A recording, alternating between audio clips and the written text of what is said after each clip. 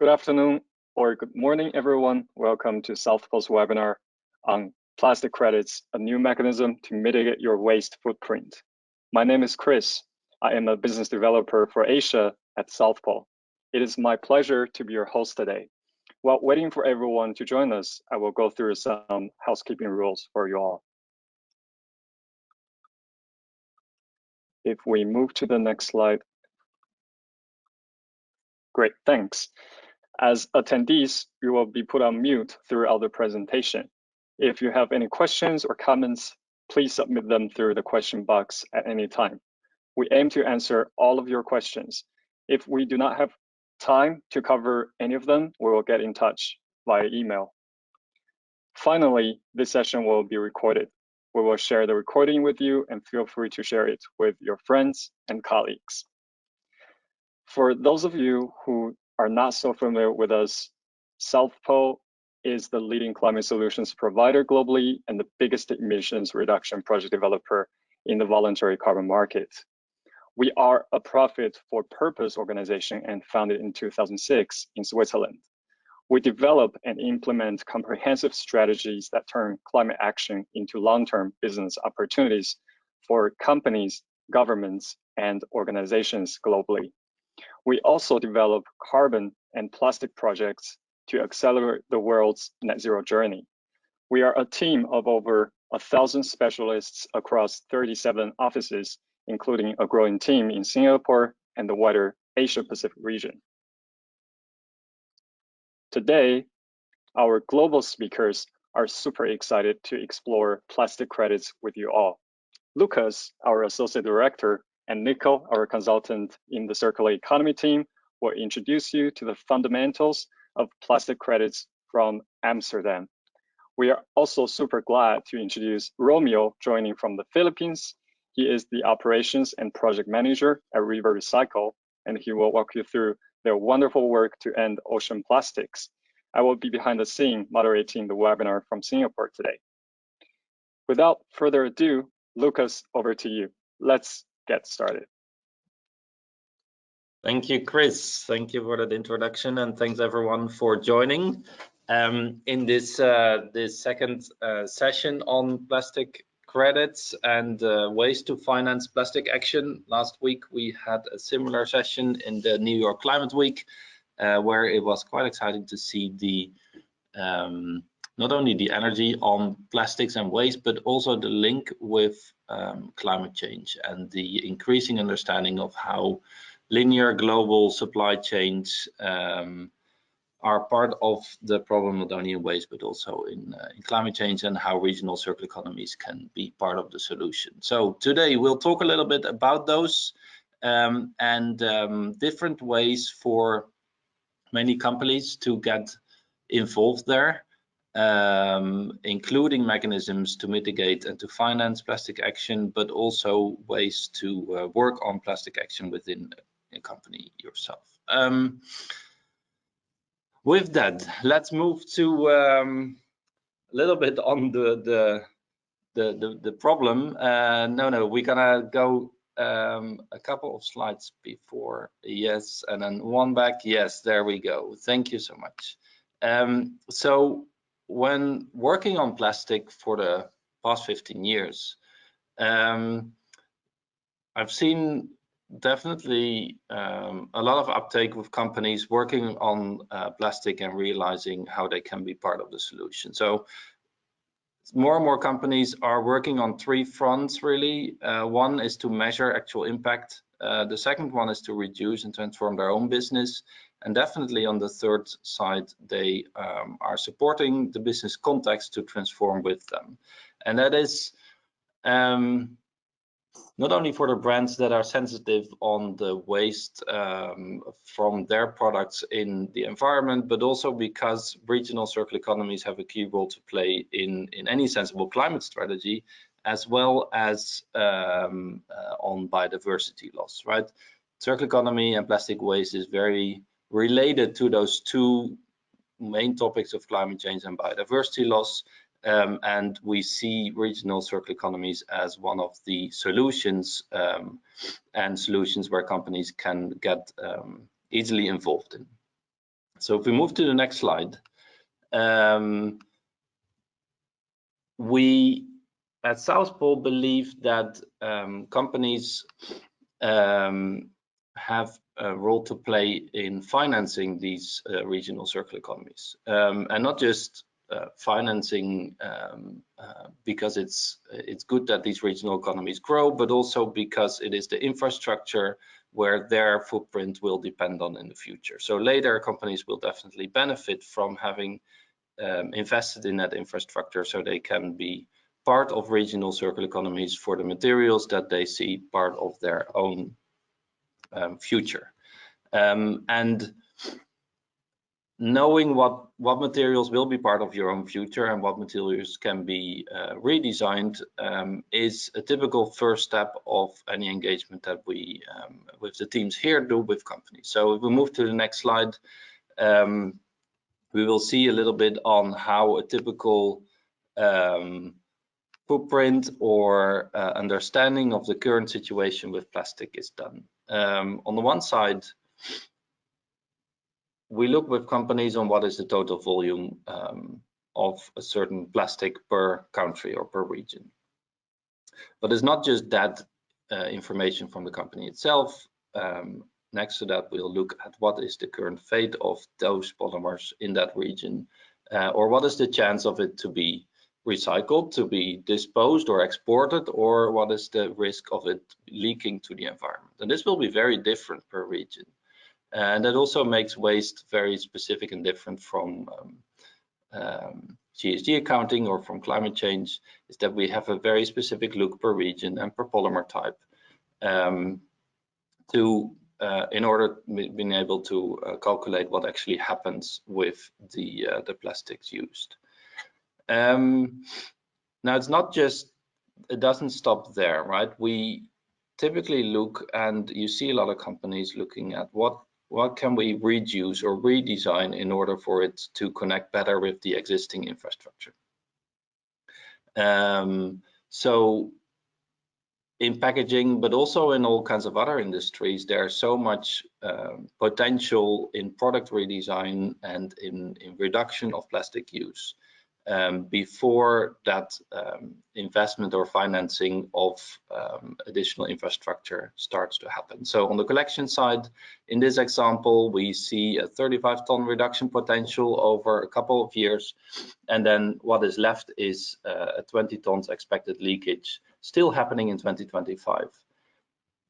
And for these volumes, then we think it is very interesting and sensible to look for opportunities to finance that for that volume, an additional processing capacity in the region for that specific polymer, so that the company can continue doing business and that those volumes will be part of a regional circular economy rather than leaked to the environment. And the same is for recycling, where in this example 30 tons, but it's of course very different per region and per case of a company.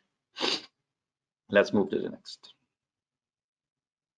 So what we suggest is that within corporate stewardship on plastic, it does not stop at the reduction and redesign. We do invite companies to finance low emission regional infrastructure to collect and recycle plastics of their future footprint.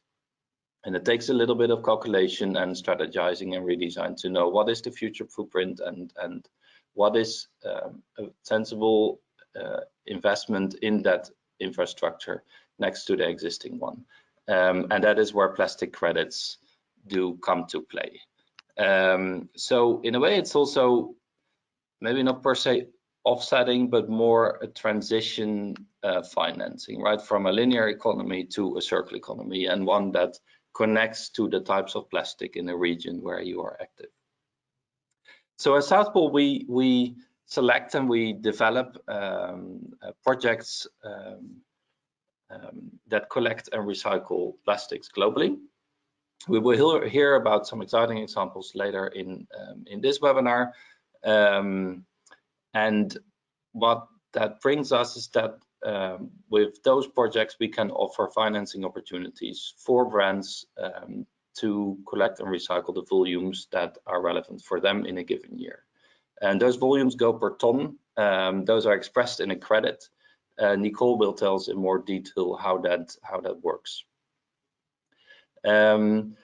Projects are only eligible if they are really additional to the existing effort that is already happening in a region. And one way to test that is not just if it's already there, but also if it would not happen without the additional income from those credits. So there's a lot of interest from projects to develop for credits, but if they would happen without that additional income of the credits, then we are not developing it, because then it would not be additional and not be eligible for credits. The other way around, if you finance infrastructure via the plastic credits with us, then you know for sure that it is an additional set of processing capacity in the region. And without your financing, it wouldn't have happened. Of course, projects need to be transparent in what they do. They're externally audited, and they have all these quality standards wherever they are in the world, so that they're comparable and auditable for companies to finance. What is still specific, of course, is that it has to align with the regional extended producer responsibility or other legislations, and that is one of the key tests in the additionality before we start developing a project. With that, maybe it's best to give the word to Nicole and further explain a little bit about the plastic credits mechanism. And then after that, we'll hear from an example. And please already share your questions, and we'll get back to them at the end of this webinar. Nicole, over to you. Thanks, Lucas. And hi, everyone. Welcome. My name is Nicole. I'm a consultant in the Amsterdam office for South Pole in the circular economy team, and I will walk you through, as Lucas mentioned, through plastic credits in a bit more detail today. If we go to the next slide. So basically, what are plastic credits? Lucas touched upon it already. A plastic credit is a certificate that can be bought by a public or private organization to finance plastic action beyond their own value chain. So one plastic credit here represents the service of 1 ton of plastic waste that has either been collected from the environment or has been recycled. And the company that then buys these plastic credits can also apply them as part of their own plastic footprint accounting to meet their own plastic targets, while at the same time these credits giving, as Lucas mentioned as well, the company a comparable and transparent way to finance regional collection and recycling infrastructure, especially where there's a lack of such, of course, in countries where this is coming on top of the additional recycling infrastructure. If we go to the next slide. There's currently 2 types of plastic credits in the market. First, here on the left side, there are plastic waste collection credits, and they represent the service of a project to collect 1 ton of plastic waste that has leaked and would have otherwise been left in the natural environment and possibly entering waterways, oceans. We all know it would then harm wildlife and biodiversity. The project then also has to guarantee through certain safeguards that the plastic waste is brought to a certain appropriate final destination where it's not leaked again, for instance, a sanitary landfill or an incineration facility. The other type here on the right side is a plastic waste recycling credit. This one goes 1 step further right. With recycling credits, it's a similar approach to where 1 credit represents the service of 1 ton of plastic waste that would otherwise, again, not be recycled. This means it would otherwise land or end up on landfills, be incinerated, or go to dump sites or be left in the natural environment as well. This credit, of course, focuses more on the circularity side of things. To achieve a circular economy, we need to reduce, reuse, and recycle. And by recycling through these credits, for instance, we can make sure we reduce the production of virgin plastics, which has a huge impact also on emissions and climate change. But how do these plastic credits work? It's quite simple, and the mechanism might remind some of you of the carbon credit market. It's also a voluntary market, so there's companies on the one hand that are voluntary buyers of these plastic credits, and then projects on the other hand that collect and recycle this plastic waste. So the companies on the left here can be public institutions, but also private companies. What we see a lot are consumer good companies, plastic and packaging recyclers, or retailers, and they purchase the plastic credits. And then the revenue of these plastic credits flows back into the project where the money can be used to finance and expand the activities of the project. And what's important here to note is that, of course, this seems very similar to carbon credits, but it's a bit different to the carbon market as we're looking at regional boundaries now instead of planetary boundaries. So in the carbon market, it doesn't matter whether your footprint is in Australia, for instance, and then you buy carbon credits from a project in Zimbabwe, as it's planetary boundaries we're looking at. However, plastic waste is physical, so it should be mitigated in those regions where your actual plastic footprint occurs as a company.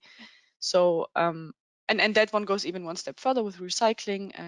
You want to also match the polymer type as much as possible to your own footprints, to own your company's footprint. So giving you an example, if a company has found out through the footprint calculation that their plastic leakage of LDPE is 5,000 tons in Indonesia, you would also want, best case, to invest in a plastic collection and recycling project in Indonesia or Southeast Asia that collects LDPE, plastic bags, or similar polymer types. So the match here is quite important and a bit different from the carbon market. Going to the next slide. Of course, we've been also not sitting still. We've been developing a project portfolio of projects. And to have this kind of match, you do want to have as many projects in as many regions as possible, covering as many plastic or polymer types as possible. And we've been working on building a portfolio of both collection and recycling credits all over the world. Here you can see a little map where some of our projects are located. Some of them are focused on collection only, some are focused on recycling, and some are doing both the collection as well as the recycling. And these projects, of course, if we go to the next slide, have to adhere to a couple of principles. So we now currently we support the Vera plastic waste reduction standard, which we see is one of the most reliable and consistent accounting frameworks out there in this quite new market, right? And our projects all have to adhere to these principles that you see here, and I won't go into too much detail on each, but I think Lucas already mentioned some of them. So first, of course, it has to be real. The project has to prove that the activity and the waste collection or recycling actually happens. Then it has to be additional. So it has to be additional to regional regulatory requirements, as well as need to prove that without the plastic credit, this project wouldn't be able to take place. Of course, it needs to be measurable, how much waste has been collected or recycled to get the amount of plastic credits to be generated. It needs to be verified by a third-party auditor. So that's also a very important part. It needs to be permanent, as I've mentioned. For instance, collecting it, a project needs to safeguard that it is not being leaked again in the future, but it is actually permanently removed from the environment or permanently recycled and unique. One plastic credit cannot be sold to multiple companies. It has to match, of course, one-on-one and be a unique credit. And if you're interested to see our portfolio that I've mentioned before of our projects and understand in more detail what these projects really do, how they benefit local communities and the environment that they operate in, we have put together a brochure on plastic credits. Either you've already received it in the chat or you will receive it any second now. We're sending you a link where you can download this brochure for free. And it also includes some information on plastic credits as a new mechanism, kind of what we're discussing today, what types of requirements. It goes into detail again here, and also more information on the South Pole plastic action labels that companies can use to communicate their plastic action to their customers and to their stakeholders. So feel free to download this one and let us know if you have any questions. And this, talking about the labels, I also would like to quickly show you our plastic action labels. This might be quite interesting for some of you. As a company, of course, if you're taking such action, if you're investing in regional waste infrastructure for plastics, you want to be able to communicate that to your customer stakeholders publicly in general. And for this, we have developed 2 new plastic action labels, the net zero plastic to nature and the net zero plastic wasted label. And here you see it on a product level. Of course, this can also be applied on a company level without, having to be tied to a certain product. Recently, Bentley, the luxury car manufacturer, has achieved the net zero plastic to nature label. And you don't see the label, for instance, on the cars, but as a company, they have achieved this by looking at their operations, looking at their incoming parts, outgoing vehicle protection, all of this that might not even be very obvious plastic usage, but as we know, most companies use plastics, even if it's less obvious in the back of their operations. And if we go to the next slide, of course, plastic action labels need plastic action. And as Lucas mentioned, there's always a couple of steps that we urge our customers to do, especially if they want to communicate and make these claims. It's very important that they first measure their plastic footprint, which, as Lucas showed before, shows you how much of your waste is going into recycling, landfill, incineration, or is being completely uncollected and leaking into nature. So this one goes on top, of course, of kind of understanding your volumes and your polymer types as well. And then having this insight, you then want to go reduce internally. We always urge to first look inside, of course, what are the things you have in your control? How can you reduce your own footprint? How can you redesign certain products or your operations in a way to increase the recycling rates of your plastics where they do become waste, right? This is dependent on the different countries and their regional infrastructure. And redesign this to reduce the risk of waste mismanagement. So reducing the risk of it actually leaking into the environment. And lastly, this is where plastic credits then come in hand with this internal action. You then can also help to build infrastructure that does cover your future footprint, as Lucas mentioned, and build this capacity to cover the waste that you're putting out in the markets where you do maybe operate or where you sell your products to. And then have that as a nice, fully rounded picture of plastic action. And just quickly to also show you these 2 labels and how to get there, if we switch to the next slide. The Net Zero Plastic to Nature label is focused on collection, so it's focused on recovering plastics from the environment. So as you can see here, from calculating your footprint, imagine it's 100 tons that we found out of total plastics used. Your footprint calculation will then also show you how much is already being collected by existing infrastructure in the countries or in the regions where these plastics become waste, right? And then you can also find out how much of it is being mismanaged. So this one means it's either not collected at all, so it's directly leaked into the environment, it's exported possibly, or just going on dump sites that are not sanitary, etc. So that part, those, in this case, 30 tons would then be mitigated with 30 plastic collection credits to make sure we have 0 plastics going to nature on a net level. And the net zero plastic wasted label is one step further. So once you've achieved making sure that you recover all the plastics you put out into the market through plastic collection credits and through your own redesign efforts, we then also look at that small portion that is already being collected in regional infrastructure, but might not be recycled. So maybe it goes to landfill, maybe it goes into incineration. So making sure that we first collect all the plastics we put out, as well as then give all of them a second life too. So that one can be done through plastic recycling credits. So here the part that has been uncollected, as well as the part that wouldn't have been recycled on the right side here, would be mitigated through plastic recycling credits on top of the plastic collection credits to get to net zero plastic to nature. And in this way, you would then be able to claim net zero plastic wasted as a company. But this is it from my side. I'm happily handing over to Romeo, who's one of our project partners based in the Philippines. He can tell you from a first-hand experience on how it is to be a project and how plastic credits can help his project to expand and start activities. Thank you, Nicole. So I'll be talking about our company, River Recycle. River Recycle is a Finnish company offering a sustainable solution to prevent ocean plastic pollution in the world's most polluted rivers. So what exactly do we do?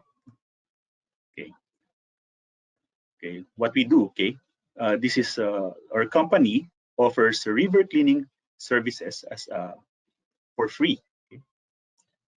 So as you can see from this diagram, we start with the collection of plastic from rivers before before the plastic waste spills to the ocean. And then we separate the valuable plastics from this mixed waste. Then additional feedstock is collected from the local sources. And then non-valuable plastic is chemically replaced or chemically, they are converted or mechanically converted into other usable products. And then the end products are sold and proceeds are used to finance the system. And then once the recycling operation is functional, we transition to land-based segregation collection. Okay.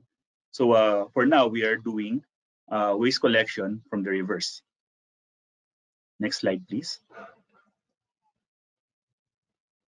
So where are we right now? River Recycle operation is global. At the moment, we have offices in Africa, in South Asia, and in several countries in Southeast Asia. My office is located in the Philippines.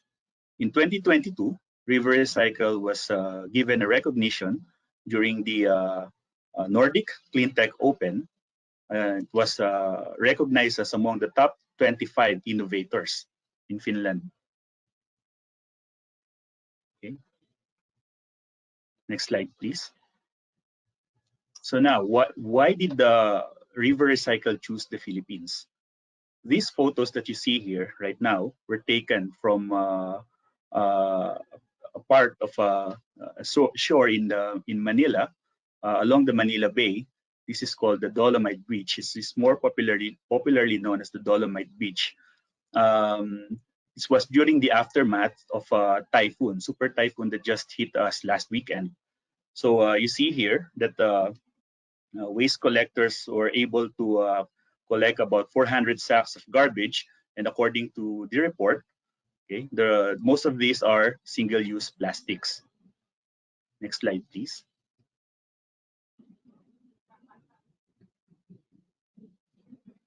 So this is our project. A bit overview.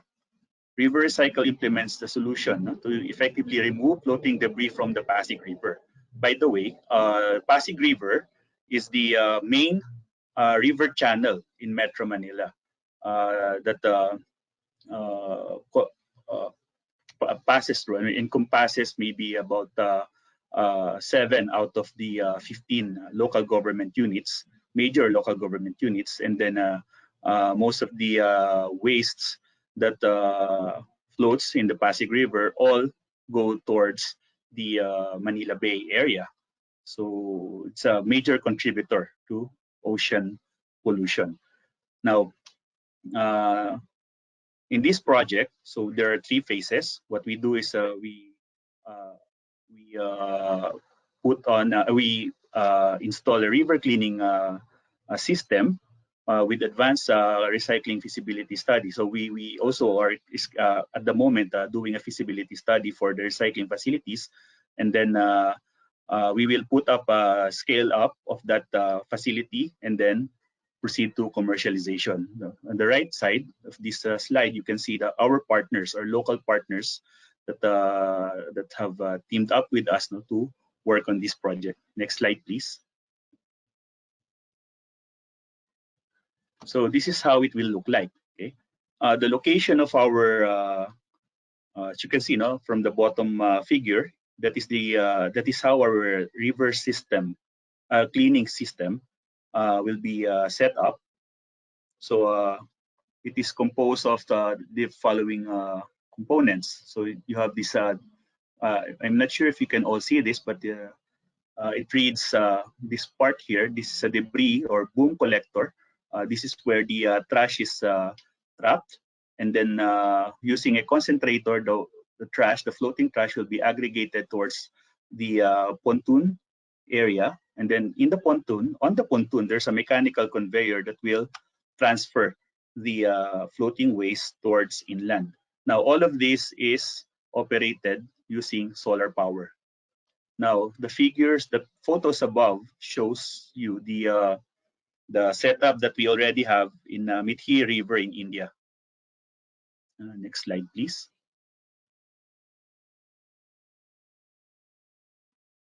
Yeah, so how can plastic credits support us? So as you can see from this figure, okay, this is our operation. So first we do the river cleaning operation, and then we do the processing of the waste, and then this is basically the same diagram that I've shown you, in my second slide.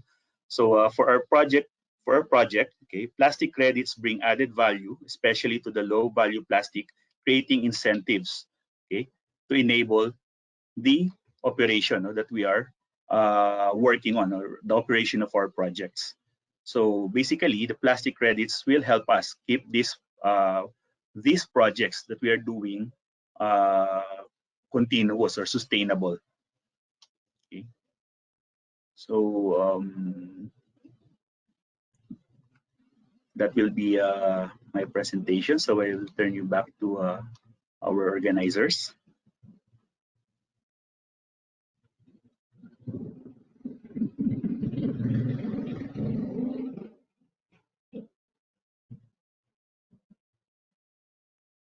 Thank you, Romeo. Thanks a lot. We're coming back.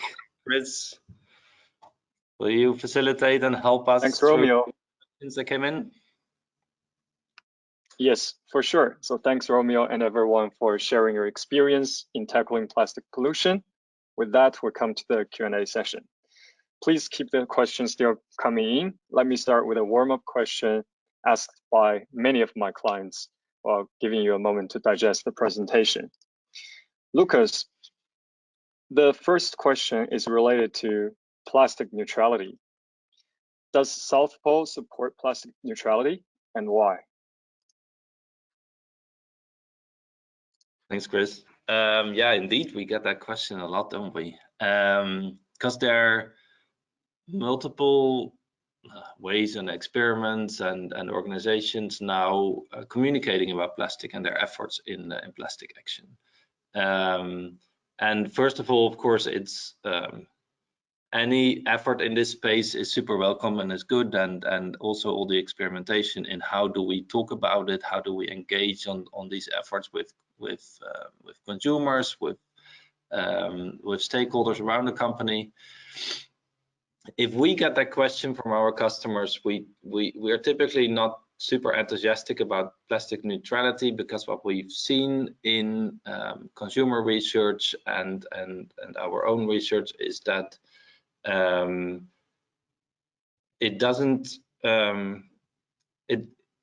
of course the language comes from climate neutrality, and there it really does work, where with plastic neutrality, if there's still plastic there, it's somehow intuitively it doesn't really make sense. So we do advise to talk more on what actually happened and about that transition to regional circular economies, rather than to compensate and offset it and pretend it's not there. Because plastics are an amazing material. However, if it leaks to the environment, it's far from amazing, and it can be very harmful. So the efforts to redesign and to finance additional infrastructure so that organizations set up regional circular economies are, I think, the things to talk about and the things to do, and the word neutrality might not be the word that really relates to this. And that is, I think Nicole shared some alternative language. We see also a lot of our customers wanting to add their own language there, and maybe explain a little bit more rather than only one claim. Hope that answers the question, Chris. Wonderful, thanks, Lucas. The second question is still for you, Lucas. This is a very interesting question on plastics and regulations. Do you see plastic credits help with plastic tax or other packaging law compliance within the EU today or in the future? Do you want to start, Lucas? I'm also very keen to hear Romeo's view on Asian regulations after that. Sure. Yeah, this is a good question, because we see a regulation popping up everywhere, and that typically the regulation is very different region by region, sometimes even city per city, because these regions deal with the cost of managing the waste, and if companies are not acting, they make companies act by these regulations and taxes, and that is their role, so that's fair enough. However, for international companies, that can be quite complicated, because then you suddenly have to deal with all these different regulations of different provinces, regions, countries, and cities. At the moment, there's a limited amount of EPR legislation that allows plastic credits or international plastic credit standards as a way to pass. But this is an ongoing conversation with a lot of the existing EPRs and plastic taxes to see if for international organizations the credits can be the way to pass these legislations. And in a way it makes sense, because it makes you finance regional infrastructure, right? So it's exactly what these cities and provinces and countries want. It is that companies chip in on the work needed to build regional circular economies. And then if the credits can be a way that that can be very beneficial for everyone involved.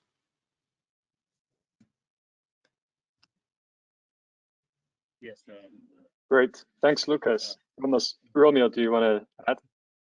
Yes, I would like to just say that Lucas pretty much covered everything, and it's quite similar here in Asia.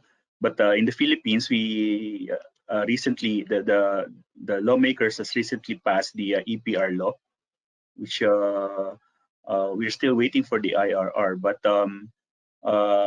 for this case, many of the companies, private companies, will be involved in the maybe probably in case of plastic credits, but we're still looking forward on how this will develop in the near future. So so that will be my opinion about it. Thank you. Thanks so much, Romeo. Next question is for Nicole. Nicole, just now you shared a wonderful view of how to take plastic action.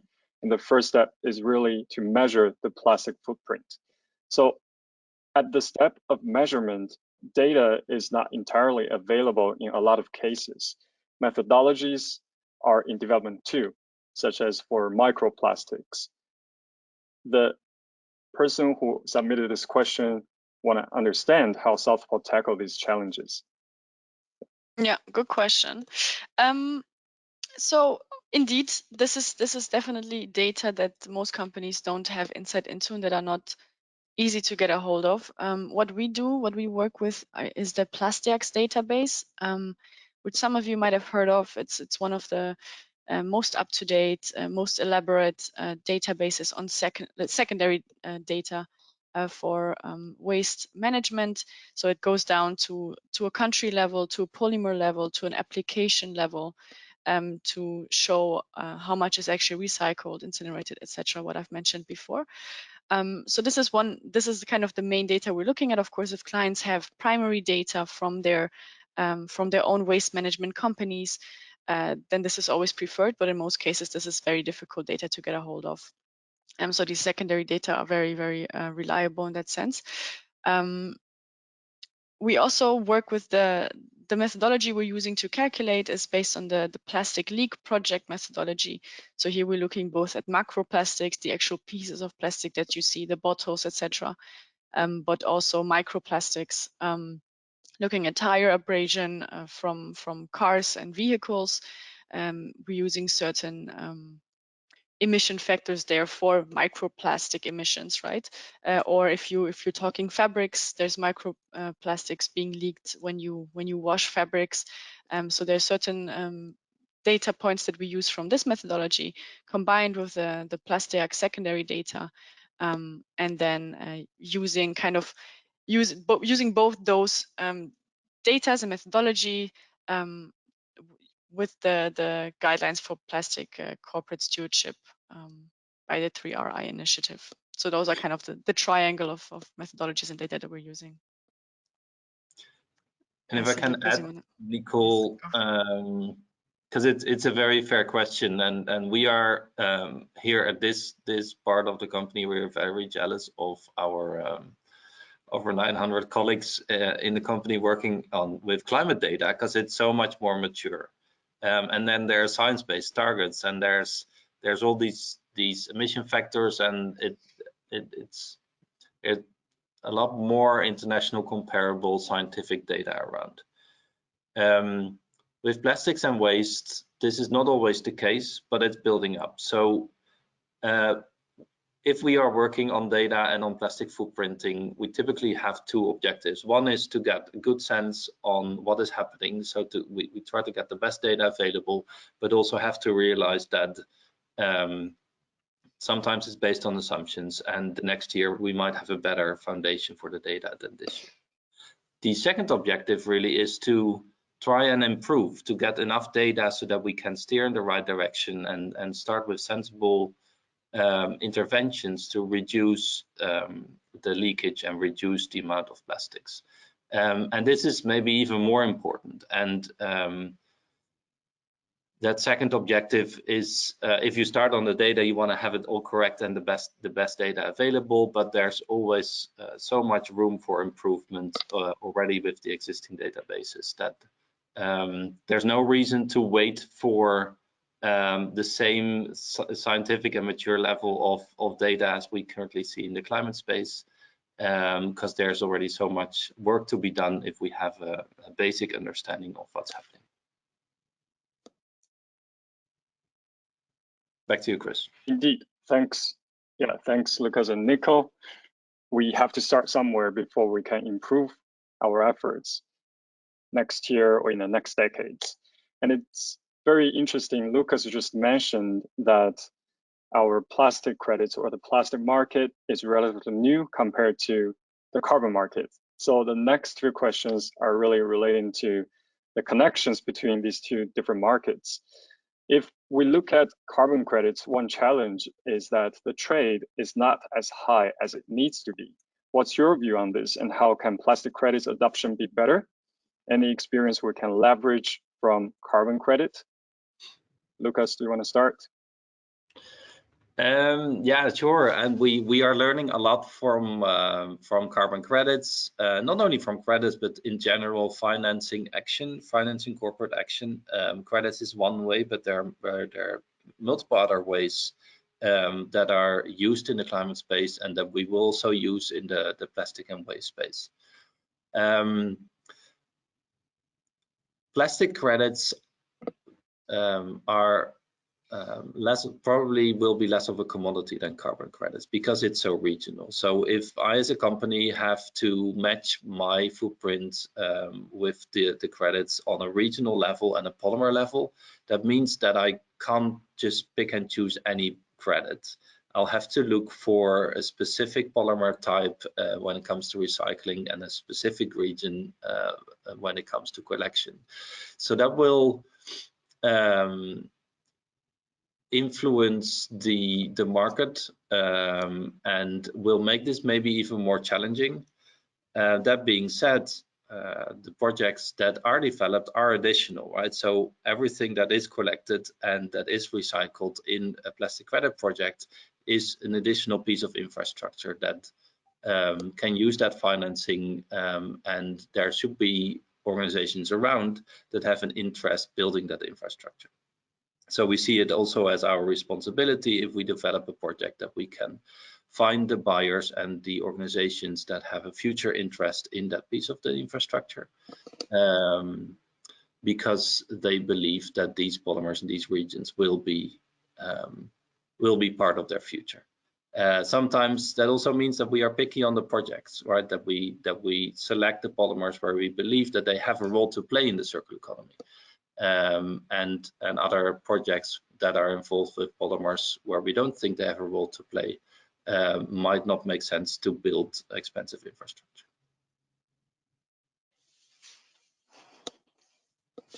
Great, thanks, Lucas, for the insightful answer there. We do have a lot of great questions, but we only have time for one final question here. This one, let's examine our region a bit closer. Based on your collective experiences, which APEC country do you think will be most receptive to uptake plastic credits into their national policies? Romeo, since you are in the Philippines, do you want to start this question, answering this question first? Thank you.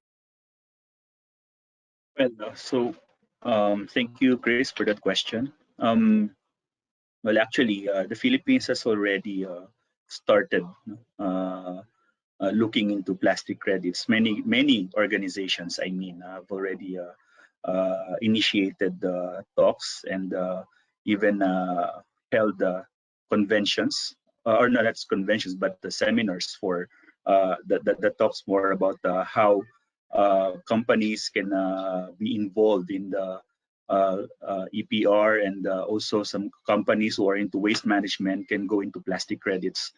Now, in our case, because River Recycle is an international company, so the company started its project in Ghana and then later in India.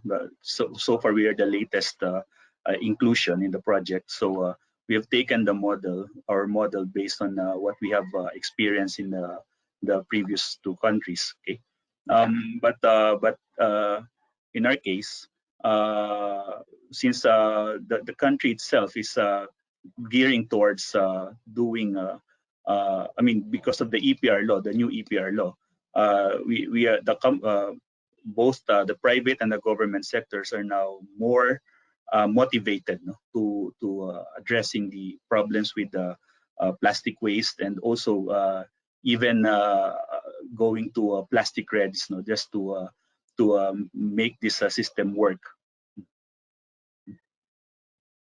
Yeah. Cool. Thank you, So, Romeo.